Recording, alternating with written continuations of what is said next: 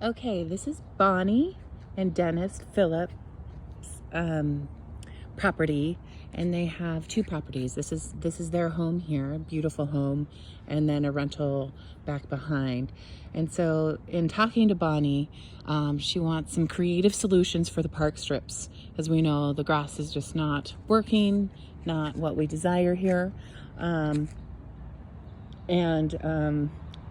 Really want to come up with some native things she loves. There's some asters up in the lawn up on this other property. She loves clover, and she absolutely loves dandelions. She eats dandelions throughout the entire year, and doesn't use any pesticides on the property.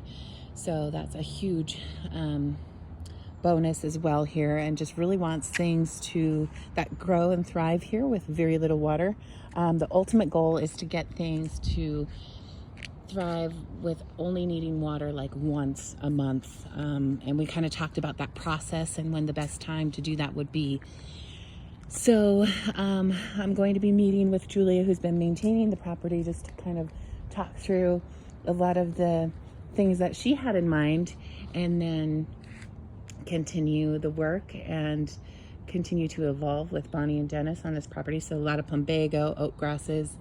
She mentioned that Julia created a river with the pine cones that are coming down from this pine.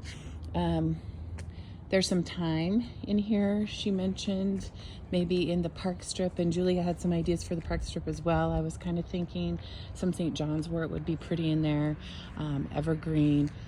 She said they have a lot of ivy, and you can see just things that kind of work well that don't require a lot of water. There's there's geraniums, plumbago.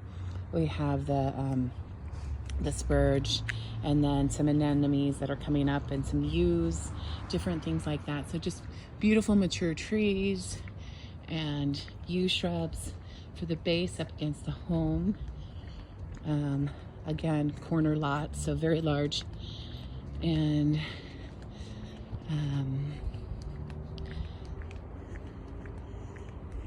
will be fun to kind of figure out, like she said, some creative solutions for the park strip. There's some golden jenny, some plumbago, and I just love that she is letting dandelions thrive. I think it's a brilliant solution. So this would be included as well. And then this is the other property that I'll visit here shortly. So we have all these hornbeams that are kind of lining this side of the property. We didn't go into detail with down here, but I think that ultimately, as this relationship continues, we'll come up with ideas throughout the entire yard. Here's the courtyard in the back. Again, lots of ground covers, ivy, and you can see the wood chips kind of everywhere.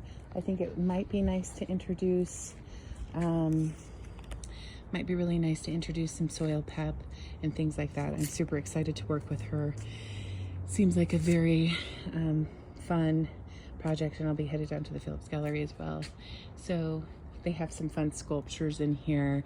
It looks like some Japanese forest grass coming up, and some Rosa Sharon that probably could be trimmed back so that they continue to push new growth. They look fairly old, so maybe introducing something there to kind of enhance.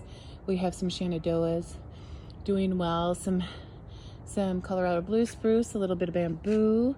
It looks like some smoke trees and some ivy, but just really well done pathways and ground covers, anemones coming up. So pretty basic, not a whole lot of variety in sense of like too much maintenance, and then a few little lamb's ear and things like that. But you can definitely tell she's into the native. It looks like we have a climbing hydrangea here. Maybe suffering slightly, but we can remedy that with some soil cultivation. And then it looks like some just creative fun stuff throughout the yard here. And I'm going to take a separate video for the other property.